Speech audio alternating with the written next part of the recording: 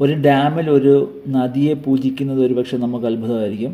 ഇത് KRS ഡാമാണ്. നമ്മുടെ കർണാടകയിലുള്ള വളരെ ഫേമസ് ആയിട്ടുള്ള ബൃന്ദാവൻ എന്ന് പറയുന്ന ഗാർഡൻസൊക്കെ ഉണ്ടല്ലോ, അവിടെയുള്ള ഒരു ഡാമാണിത്. KRS, അത് കൃഷ്ണരാജസാഗർ എന്നറിയപ്പെടുന്ന ഡാമാണിത്, KRS ഡാം.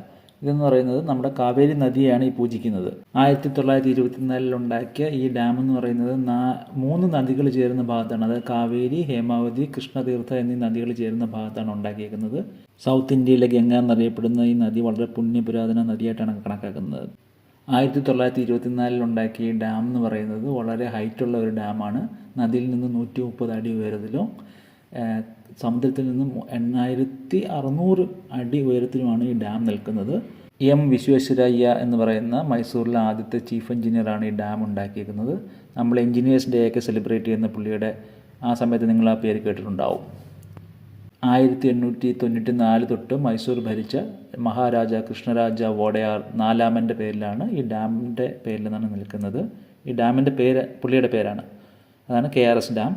ഈ ഡാമിൻ്റെ തൊട്ട് മുന്നിൽ തന്നെയാണ് വളരെ പ്രശസ്തമായിട്ടുള്ള മൈസൂരിലെ ബൃന്ദാവൻ ഗാർഡൻ. 3 തട്ടുകളിലായിട്ട് നിൽക്കുന്ന രീതിയിലുള്ള ഗാർഡൻ വളരെ മനോഹരവും ഫേമസുമാണ്. വളരെ ഇൻട്രസ്റ്റിംഗ് ആയിട്ടുള്ളൊരു വീഡിയോ ആയതുകൊണ്ടാണ് നിങ്ങളെ ഒന്ന് പരിചയപ്പെടുത്താമെന്ന് കരുതിയത്.